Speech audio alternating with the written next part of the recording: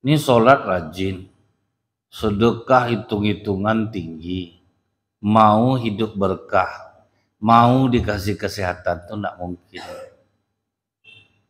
Sekarang nih orang kalau untuk berobat habis puluhan juta mau dia. Sakit dia, jual rumah mau dia. Padahal kata Rasulullah, sembuhkan penyakitmu dengan sedekah. Kita enggak mau tuh Pak, enggak percaya yang itu tuh. Habis sempat yakin begitu enggak enak badan, sedekah lebih besar daripada biasanya. Padahal kita tahu berapapun harga obat kalau kita udah sakit pasti kita bayar.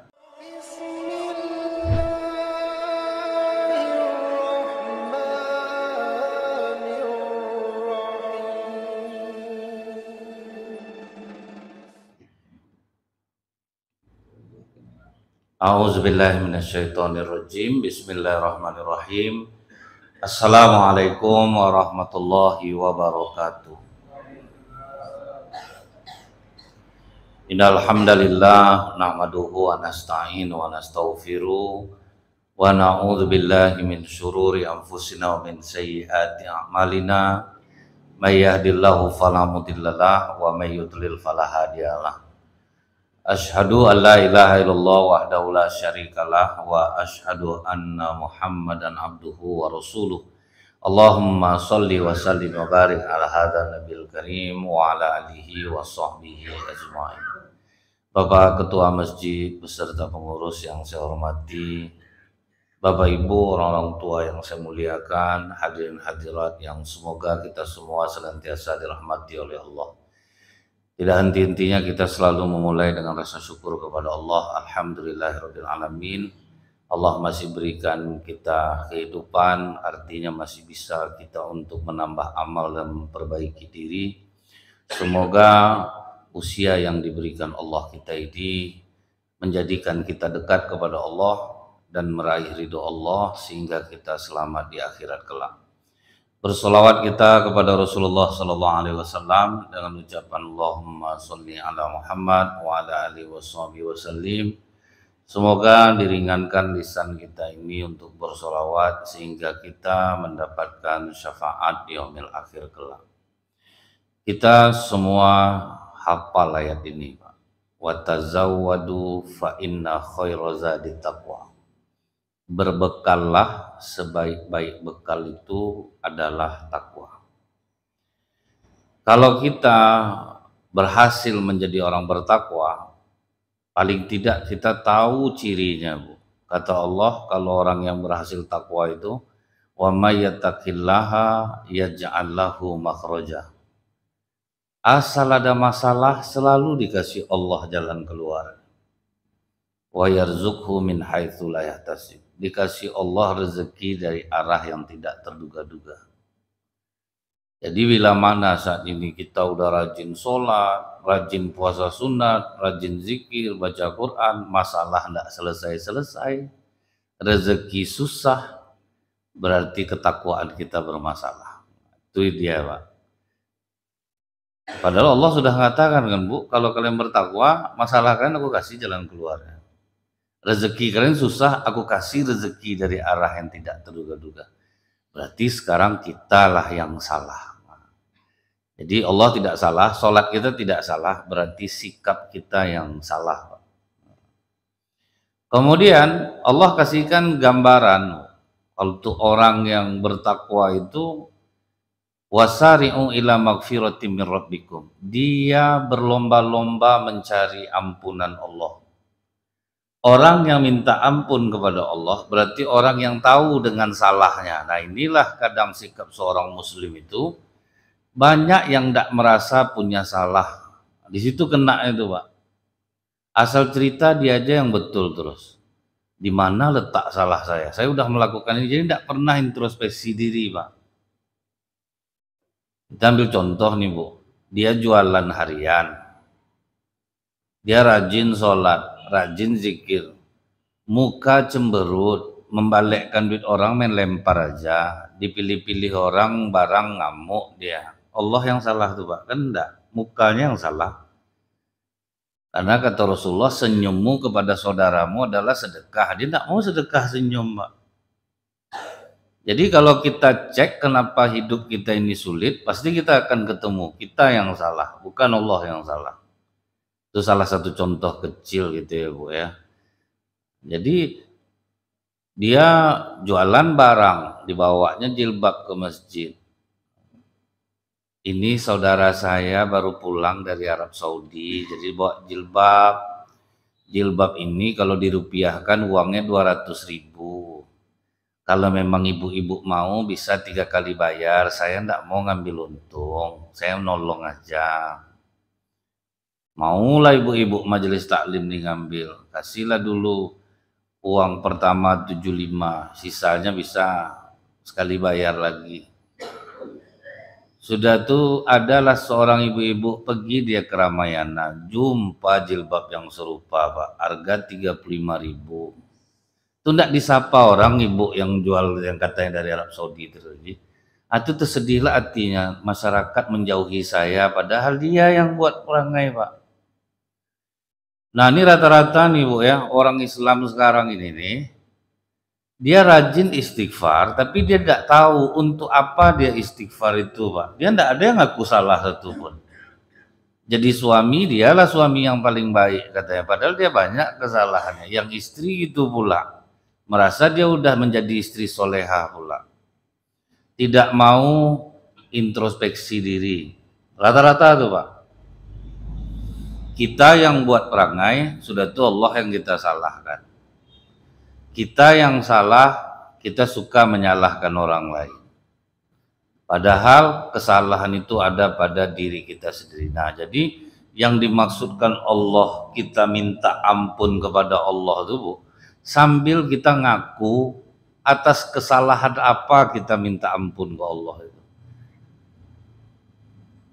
Ibu terlalu sayang sama anak karena punya prinsip cukuplah kita dulu yang susah, jangan sampai anak. Akhirnya begitu ibu bapak punya anak, punya cucu, apapun dimintanya dikasih. Akhirnya ketika tidak dapat dia ngamuk. Macam ada di tayangan Bu, bapak sayang betul sama dia, peminta dikasih. Sekali dia minta beli motor trail, dibelikan bapaknya Honda Matic, dihancurkannya Honda Matic tuh di depan showroom tuh Pak. Temenung bapaknya.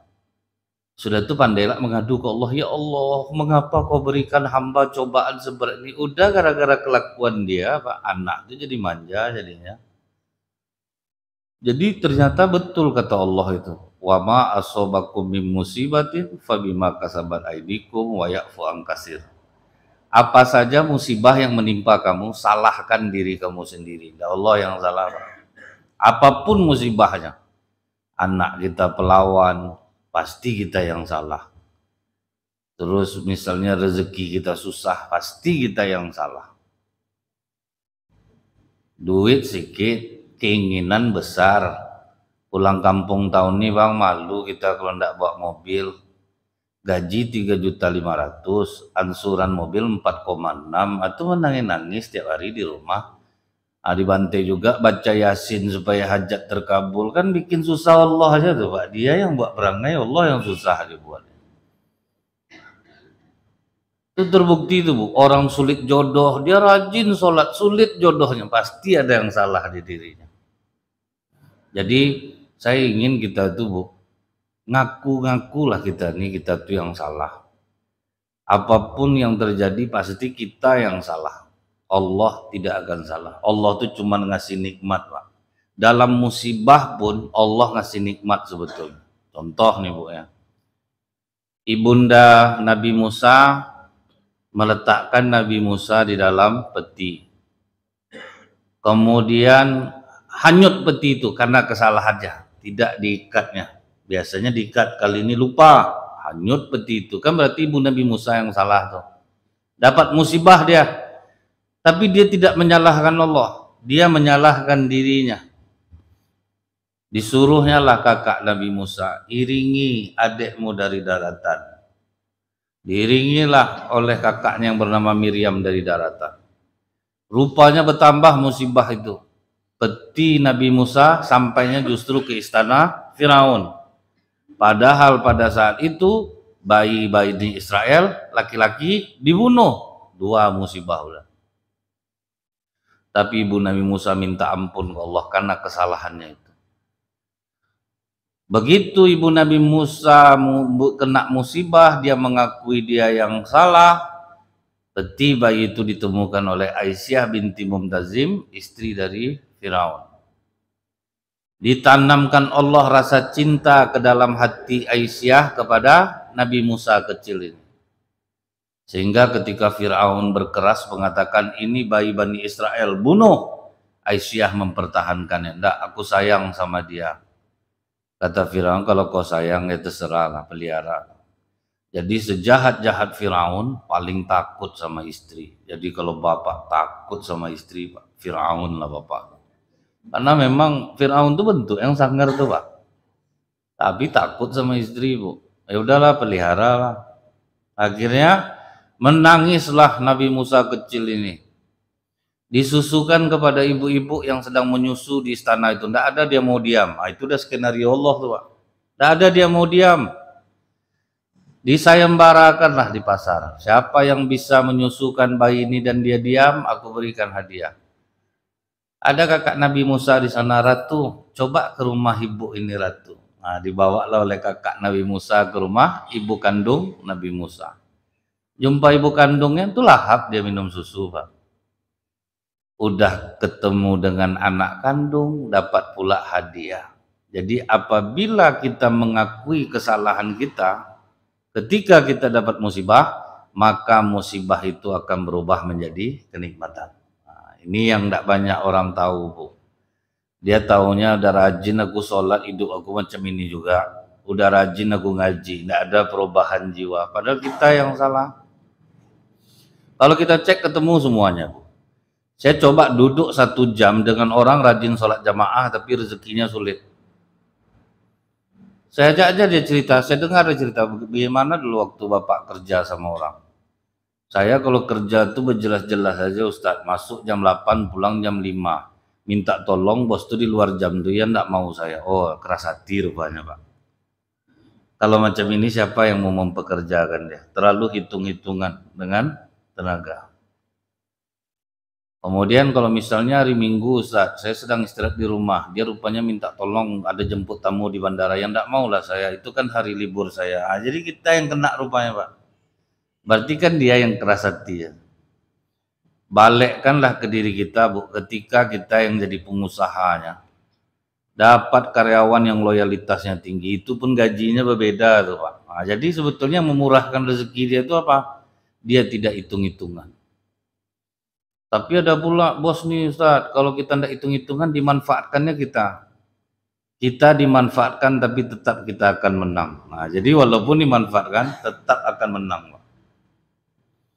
Saya melihat orang-orang yang dimanfaatkan gitu Bu, ya dia baik, tidak dihitung-hitungnya masalah gaji, kerja rajin. Dia memang dimanfaatkan, tapi dia tetap jadi pemenangnya. Rezekinya pasti murah, itu pasti murah. Tidak ada ndaknya. Kita contoh lah Bu ya,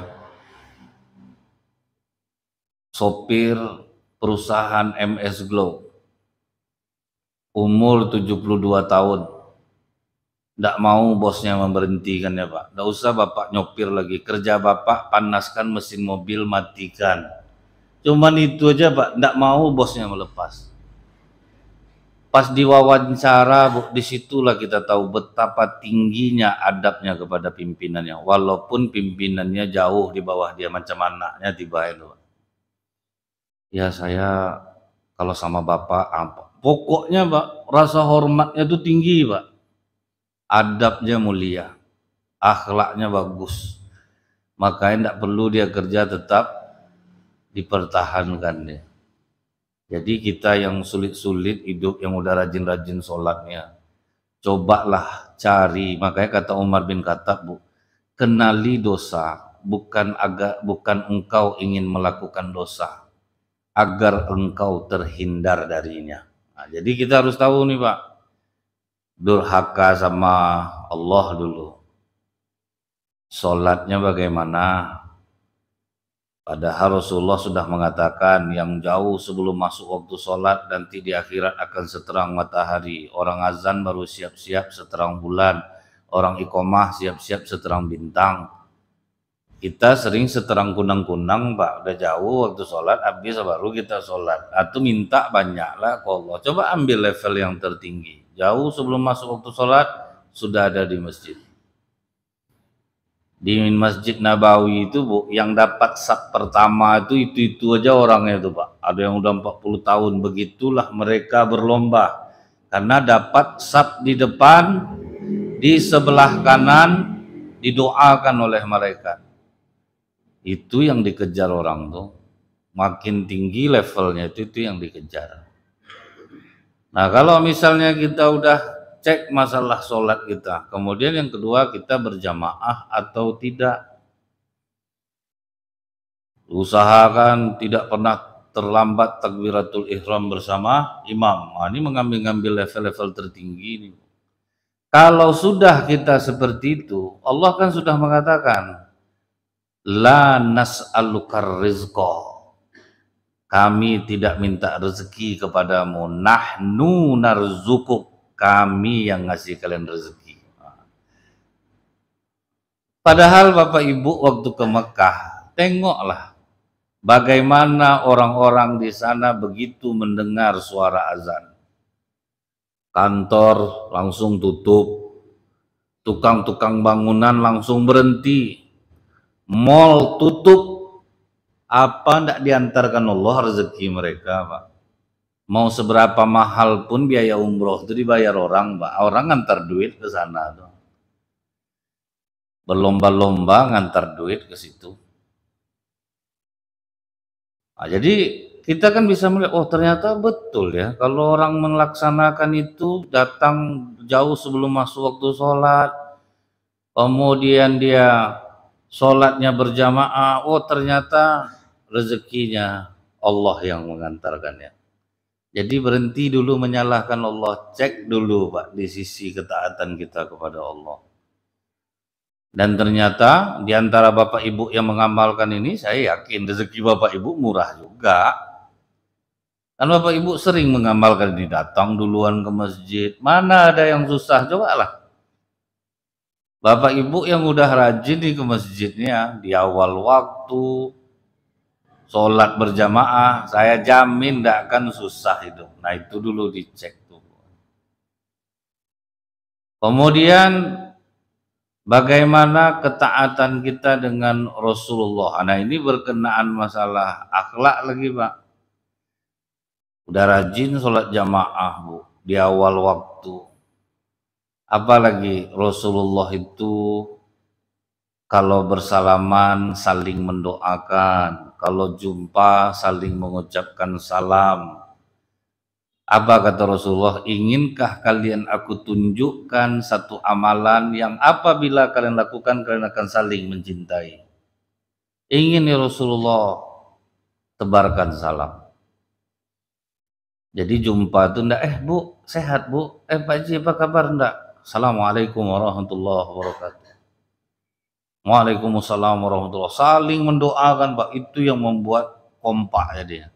Ada masjid berkelahi aja pengurus Pak. Akhirnya saya suruh terapi salam tuh Pak. Berhenti saling menyapa dengan nama bapak, ibu, apa pokoknya. Assalamualaikum warahmatullahi wabarakatuh. Awalnya bercanda Pak. Assalamualaikum, Assalamualaikum. Awalnya bercanda, lama-lama itu menjadi kebutuhan. Berkurang intensitas untuk berbeda pendapat tuh. Dulu kalau berbeda pendapat tuh saling mempertahankan diri dan saling menjelekkan. Sekarang saling bela lagi Pak. Ada yang menjelekkan pengurus, oh kalian berarti tidak tahu tuh maksud ketua tuh gini ya, mulai meluruskan Pak. Kalau dulu entahlah tuh, itulah terapi salam tuh Bu. Orang rumah tangga aja terapi salam bisa damai rumah tangga. Karena kan kalau kita masuk rumah tidak mengucapkan salam, nempel setan satu.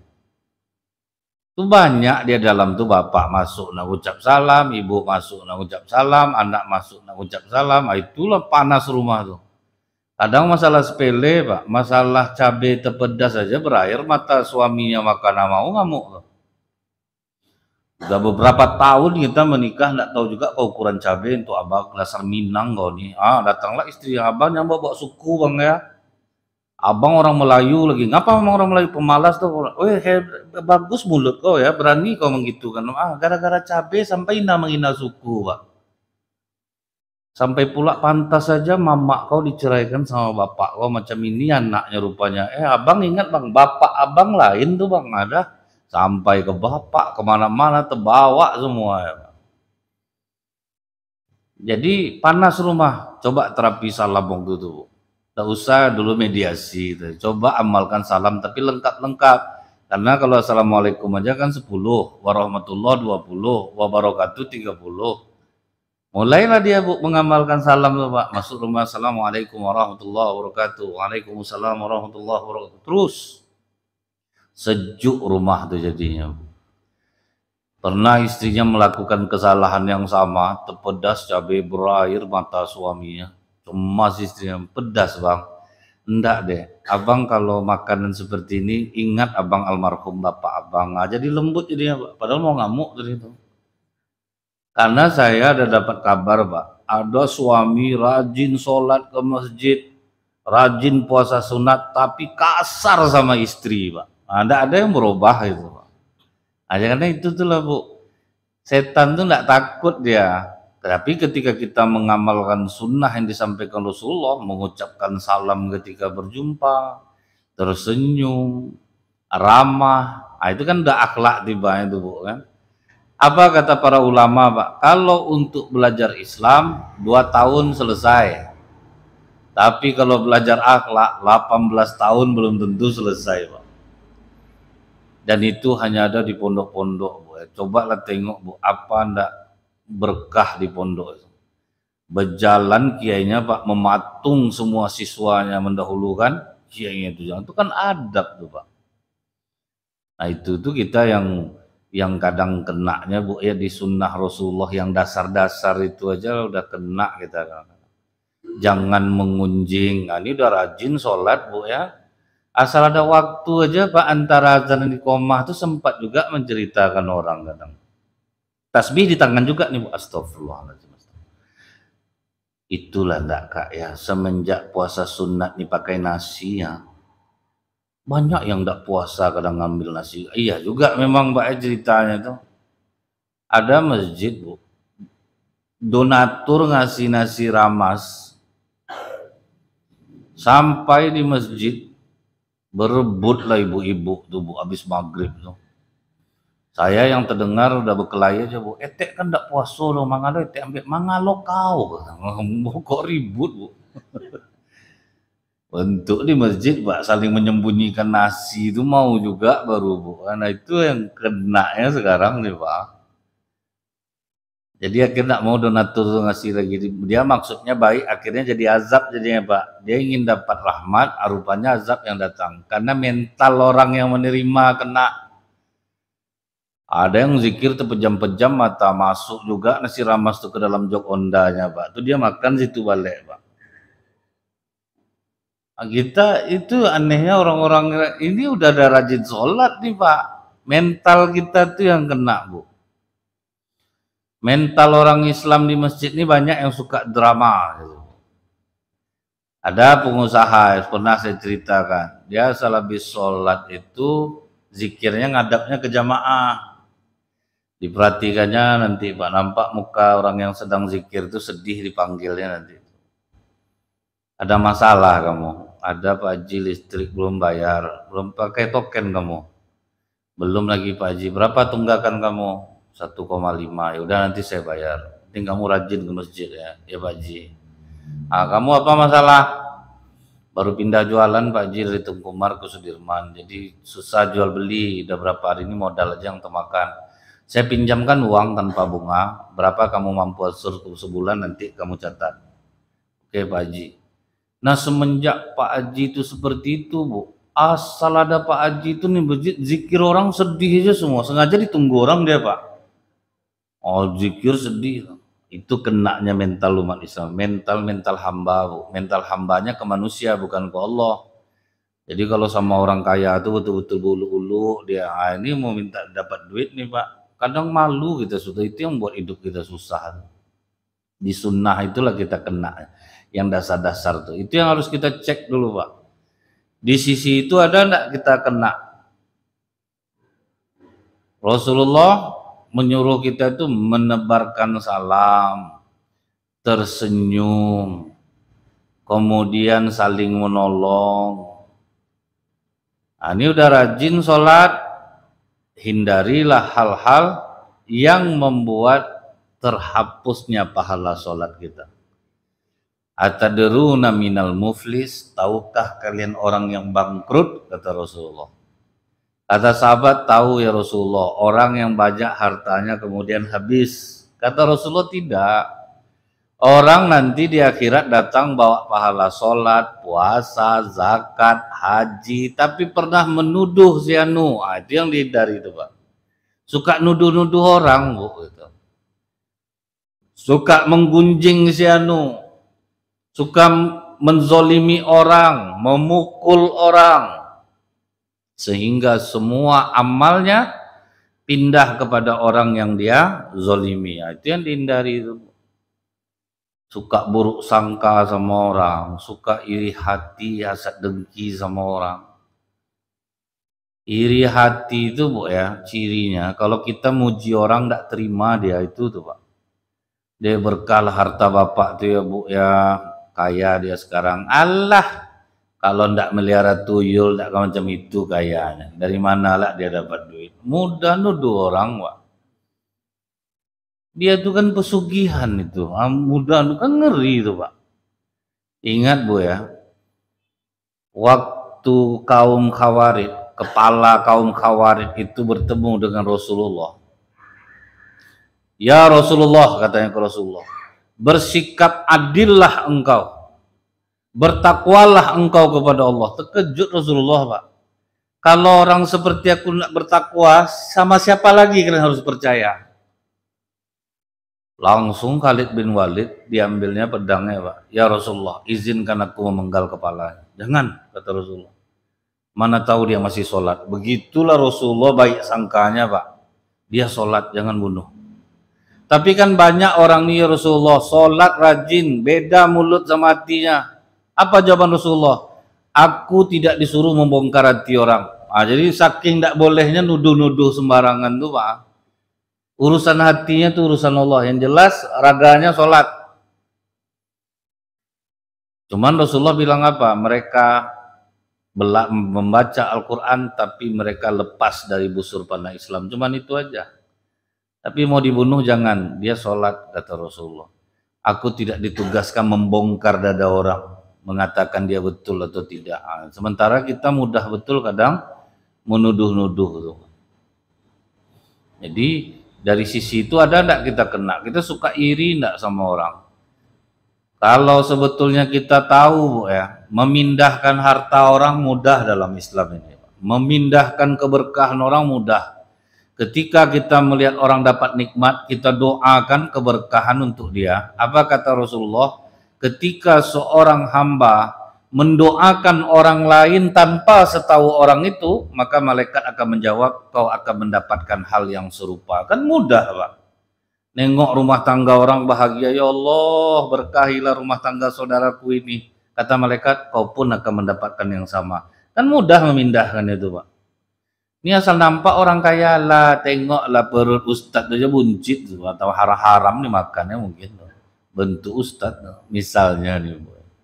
Suka betul nuduh orang Pak. Asal nampak orang buncit makan haram. Makan haram. Padahal dia enggak tahu Bu, pergi ke penjara tuh kasus tipikor kurus-kurus rata-rata. Enggak buncit Pak. Cobalah pergilah ke penjara. Kan orang bilang asal nampak orang buncit banyak makan duit haram katanya kan gitu omongan orang. Coba pergi ke penjara Pak. Kurus-kurus badan baik-baik muka malah lagi Pak. Soleh-soleh bentuknya. Jadi tidak bisa itu jadi patokan. Jangan mudah menuduh orang. Jadi memindahkan kekayaan orang, kebahagiaan orang, doakan dia pindahlah tuh Pak. Udah sholat berjamaah, ramah, tidak buruk sangka, tidak iri hati. Nah ini nih, cek lagi nih Bu, hubungan ke orang tua seperti apa. Makanya dalam Al-Quran tuh, ayat yang tidak pernah berpisah itu pasti 3 Pak. Atiullah wa atiur Rasul, aqimis sholah wa atuz zakah. Jadi anis kurli wali walidaya. Jadi kalau misalnya orang udah rajin sholat udah nih, udah ramah sama orang, tidak pernah iri hati, tapi pelit Pak, nak mau sedekah juga tidak bagus, gagal dia Bu. Kita nih Bu ya, orang rajin-rajin sholat nih, seharusnya dia itu tidak kikir Pak. Seharusnya dia tidak takut.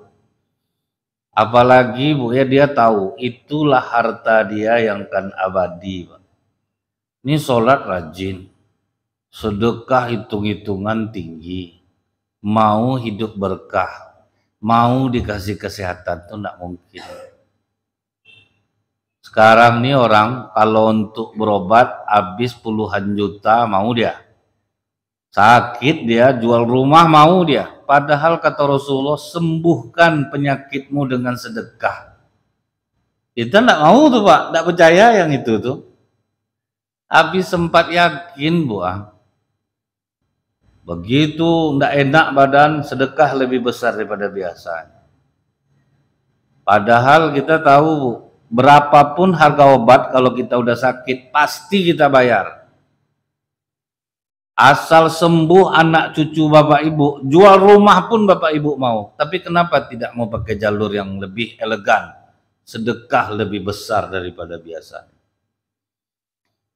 Ini yang tidak dilakukan Bu. Orang Indonesia ini banyak suka soleh sendiri. Ada duit pergi umroh, ada duit pergi haji, haji udah, umroh udah. Akhir duit itu untuk soleh sendiri Pak.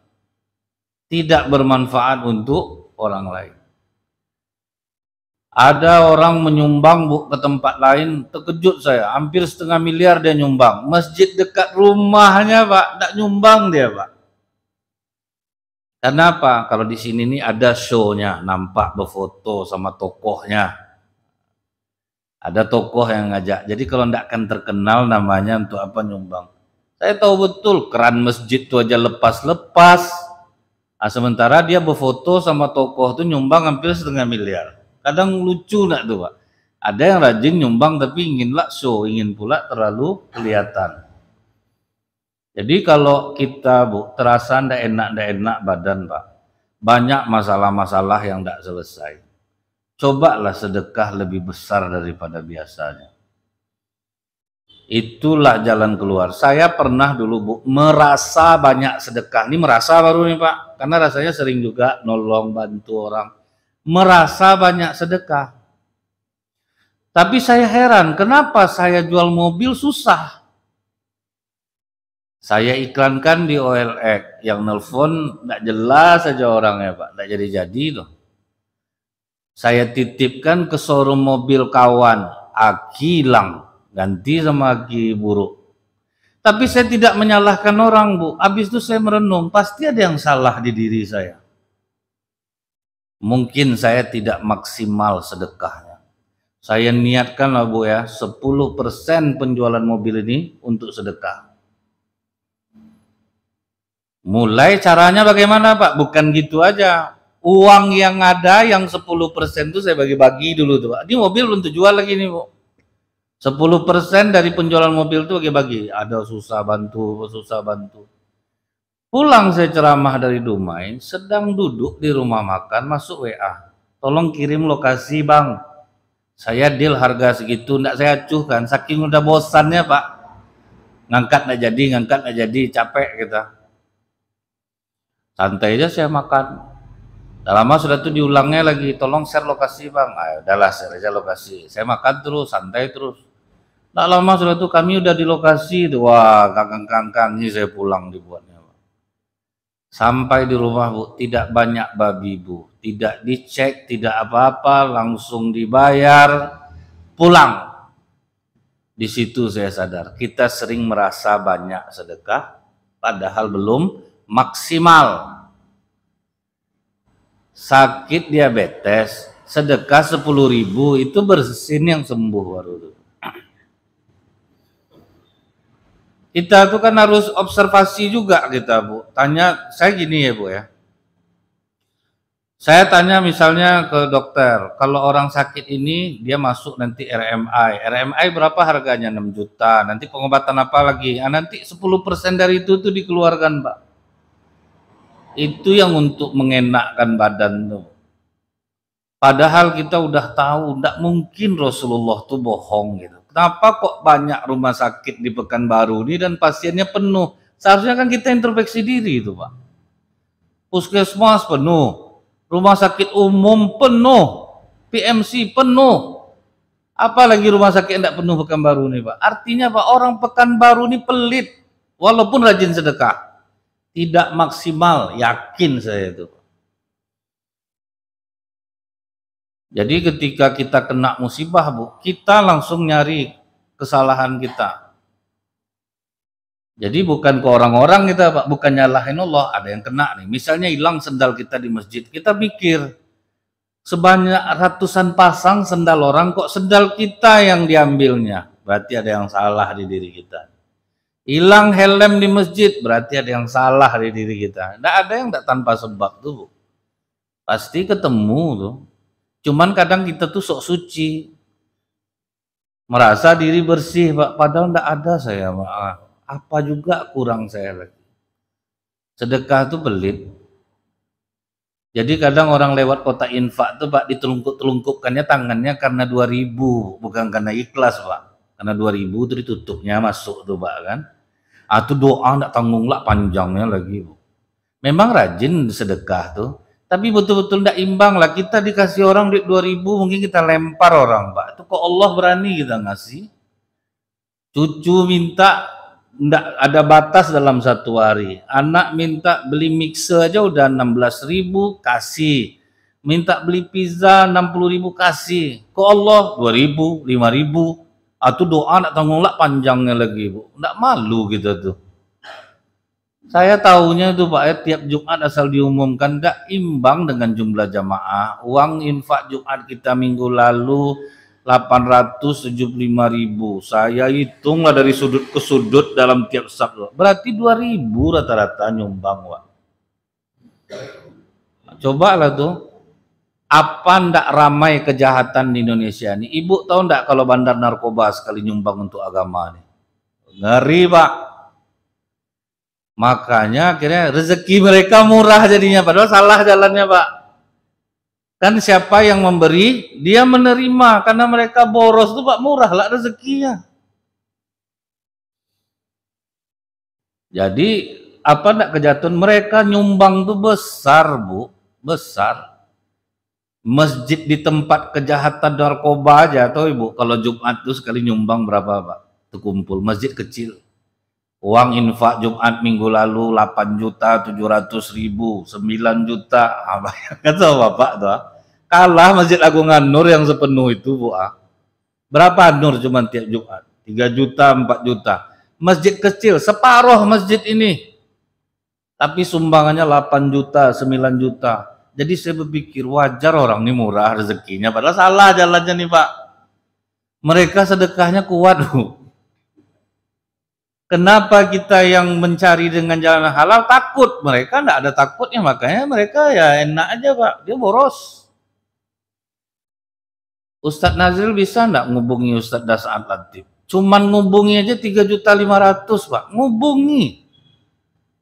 Ini ada sedikit untuk Ustadz, ditolak rugi, diterima kita tahu sumbernya kadang Pak. Mereka boros Bu. Kalau orang-orang yang kaya secara baik-baik itu Pak, apa enggak murah rezekinya jadi. Mereka minta ustadz siapa aja Bu, bisa mereka biayai Pak. Mereka rajin pula Bu. Dan saya bertanya sama guru-guru kayak mana tuh. Ya pokoknya terus aja tuh, ceramah aja terus tidak masalah ambil uangnya.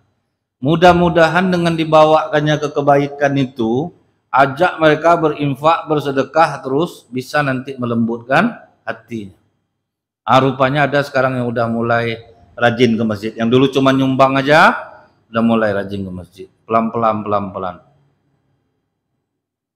Karena memang Pak ya, orang yang melakukan keburukan dimudahkan oleh Allah, walaupun hidupnya menderita juga di sisi batin. Orang yang di jalan kebaikan hidupnya pun akan dimudahkan oleh Allah. Nah, kita yang udah baik-baik ini kadang takut berinfak tuh Pak. Mikir-mikir kita Bu. Wajar aja banyak kita nih yang sakit. Disebabkan kita merasa banyak sedekah padahal belum maksimal. Belum maksimal kita tuh sedekah lagi. Ya coba kita lihat ya Bu ya, orang-orang di macam di Mekah, di Madinah, apa ndak stres dokter di sana? Rumah sakit sepi Pak, ndak ada pasien. Pokoknya dokter kalau udah dapat tugas di Madinah mau mundur rasanya Pak. Nggak ada pasien, rumah sakit bagus. Pas datang jamaah Indonesia lah Bu, hidup darah dokter sana, ada kerja deh jadinya Pak. Orang Indonesia banyak penyakitnya. Dia makan harta warisan Pak, doanya pergi umroh. Dia suka ngolah orang Bu kan. Dia rajin sholat tapi suka ngolah orang Pak. Ini berkas Bapak ini tidak lengkap nih Pak. Bisa saya bantu tapi itu kerja orang kita tuh Pak. Sholat rajin. Tapi suka ngolah orang nih Pak. Jadi kalau enggak gitu Ustaz, enggak dapat duit kita Ustaz, enggak bisa. Kita tetap salah. Apapun alasannya, sebuah kebohongan akan menimbulkan kebohongan yang lain. Contohnya Bu, saya ngecek nih, kenapa ada satu masjid tidak bisa merasakan kenikmatan ibadah? Yang saya tanya apa? Masjid paripurna? Ya. Kalau masjid paripurna, otomatis yang jadi pengurus sering berbohong. Karena semua kegiatan dibuat terlaksana, sementara imam tidak mungkin terus ada 5 waktu. Tapi dalam absen kan dibuat terlaksana, terlaksana, terlaksana. Masjid tidak ada security-nya. Petugas kebersihannya tidak jelas. Jadi akhirnya udahlah buat aja lah. Kan udah biasa seperti itu, buat aja lah gitu. Tidak usah susah. Akhirnya gara-gara berbohong tuh imbasnya kemana-mana nanti dia Pak. Orang mungkin tidak tahu itu, pasti merasanya kena tuh. Waktu masjid kita tidak paripurna nikmat kita ibadah. Kenapa? Sudah bohong semua jadinya. Yang security-nya mana security? Bagus macam masjid dakwah Rumba itu, swadaya masyarakat, security 4, masjid buka 24 jam. Saya bilang kalau terus dibuka masjid, kamar mandi itu kotor lah nanti. Itulah kadang Ustadz, kita ini begitu untuk bangun masjid WC minta ke masyarakat, ke umat. Begitu udah jadi WC kita kunci-kunci. Saya udah pernah kena Ustadz, kata pengurusnya. Saya pas di jalan pengen buang air masjid terkunci. Sejak itu saya berjanji tidak akan pernah lagi mengunci WC masjid. Terserahlah orang mau makai, mau kotor, kita kasih orang kebersihan. Itu tugas dia, jangan dia mengeluh-ngeluh. Dia digaji untuk itu. Kan banyak tuh Pak kan. Jadi apa namanya nih Bu, karena kita pelit itu kadang berimbas kemana-mana. Kebohongan berimbas kemana-mana jadi. Akhirnya masjid itu dicabut paripurnanya untuk imam aja lah, tolong cabut untuk imam. Karena imam ini dia imam kita, kalau sempat dia harus berbohong mengenai absen, gimana kita di belakangnya? Itulah tuh awalnya, ditariklah status paripurna imam itu. Karena imam kita itu kan manusia biasa Pak, dia kadang pergi kuliah, dia kadang pergi ke rumah saudaranya, dia tidak jadi imam, dibuat juga terlaksana demi laporan, kan bohong walau kayak manapun. Jadi akhirnya masyarakat bilang biar kita yang gaji imamnya. Jadi imam kita kan biasa, dia tidak datang pun tidak masalah bagi masyarakat, kita tetap gaji. Jadi dia tidak bohong. Tapi kalau ikut paripurna mau tidak mau bohong. Karena aturannya memang harus dibuat seperti itu. Nah jadi kalau kita udah rajin sholat Pak, usahakan rajinlah sedekah. Masjid rajin melayani umat, kasih pelayanan yang terbaik. Jangan sampai kita Pak ya banyak mengumpulkan uang di masjid tapi tidak kita salurkan juga untuk kepentingan yang bermanfaat untuk umat. Macam masjid kita nih Bu, mau dibuat nyaman, kita mau bikin parkir belakang itu kan untuk kenyamanan tuh Pak. Masa bisa lama-lama betul Pak ya. Pokok semangat lah balik jamaah nih. Ajar balik, jangan gak aku udah pernah nyumbang sekian juta, udahlah tuh ndak usah, ada rezeki hajar lagi, ada rezeki hajar lagi. Walaupun sedikit, tapi yang penting terus Pak. Ini kadang kita ini penyakit tuh lah Bu, kalau untuk yang lain-lain merenovasi rumah habis ratusan juta ikhlas. Untuk yang ndak jalan-jalan habis berjuta-juta ikhlas. Nah, ini kita masjid mau dibikin nyaman gitu Bu. Karena memang masjid kita ini banyak orang nyaman nih dari sisi imam kualitas tinggi Pak. Itu terkenal Masjid Jamiatul Zaidin. Imamnya paling enak-enak suaranya nyaman. Dari luar tuh enak dengarnya tuh Bu. Pakai AC di tengah kota bersih. Oh, kamar mandi bersih ini bersih. Parkir kita sekarang yang kena Pak. Sempat itu jadi tuh waduh luar biasa masjid ini Pak. Semangatlah balik Bapak Ibu. Sedekah tinggi-tinggi, niatkan untuk sehat badan. Ini ibu-ibu yang udah sakit, suaminya yang keras-keras hati, cepatlah sedekahlah besar-besar. Karena sedekah untuk ke masjid ini kan Pak, beda dengan sedekah biasa. Kalau sedekah biasa kan manja abil hasanati falau aslam salihah. 1 diganti Allah 10. Tapi kalau untuk masjid Bu, masalul ladzina yunfikuna amwalahum fi sabilillah kama salihabbatin ambatat sab'a sanabila fi kulli sumbulatin mi'atu habah. 700 kali lipat Pak. Apa enggak cepat sehat badan dibuatnya? Sempat kita pakai sedekah komitmen Bu. Saya pernah Bu ya.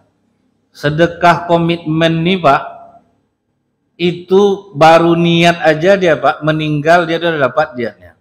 Jadi saya waktu di Sedang Bedagai, tebing tinggi ceramah, itu yang saya gerakkan Bu. Sedekah jangan dibayar hari ini, tapi kita komitmen. Bisa kita cicil, kita cicil. Yang sanggup 10 juta, 50 juta, tapi tidak harus dibayar waktu itu Pak. Penting dia komitmen dulu. Aku niat sedekah 50 juta. Itu aja Bu. Pas besoknya saya ceramah subuh, yang udah nyumbang kemarin datang lagi Pak. Padahal baru niat baru tuh, belum bayar loh Pak. Datang lagi dia. Pas saya di Masjid Agung Tebing Tinggi. Rupanya yang kemarin niat aja dia baru jebol tendernya Pak. Niat baru tuh, datang subuh itu dia bayar apa yang menjadi komitmen dia tambah lagi Pak, saya ikut lagi. Akhirnya karena Pak, padahal komitmen baru Pak, belum sedekah, niat baru. Jadi sempat kita nih Pak niatnya komitmen 5 juta sedekah untuk pelepasan parkir ini. Nggak harus dibayar saat ini. Ada 500 ansur 500, ada 200 ansur 200. Tapi kita komitmen sempat 5 juta satu orang nih Pak. Lumayan nih Pak. Catat nama, nomor telepon, kita komitmen 5 juta satu orang. Tapi nggak dibayar hari ini. Ada 200 ansur, ada 300 ansur. Catat nomor telepon, udah berapa ditransfer nanti apa? Itu tuh dahsyat tuh. Jadi saya ingat waktu saya safari dakwah ke Pulau Rupat, itu Pak diam-diam saya jadi donatur tanpa setahu orang ini Pak, tanpa setahu orang yang membawa saya ikut sedekah komitmen. Istri saya ikut 3 juta, saya ikut 3 juta. Tapi belum dibayar lagi itu Pak. Nah itu aja Bu sudah memudahkan hidup. Nanti baru diansur Pak, ada 500 ansur, ada 700 ansur. Selesai nih Pak, kalau kita main sedekah komitmen, tidak dibayar hari ini, penting komitmen. Berapa? 10 juta, 5 juta, 15 juta, sistem ansuran. Karena apa nanti Bu, kita yang berniat aja, itu kan udah dicatat oleh Allah Pak. Meninggal kita tercatat niat kita 15 juta, 10 juta, 5 juta. Kemudian niat baik itu tadi Bu, kita niatkan pula, mudah-mudahan dengan sedekah ini badan aku sehat ya Allah, udah kemana-mana berobat nggak bisa. Karena kalau 5 juta itu kan angkanya besar Pak, itu cepat menyembuhkan penyakit. Itu niat baru tuh, belum kita tunaikan lagi. Niat aja dulu.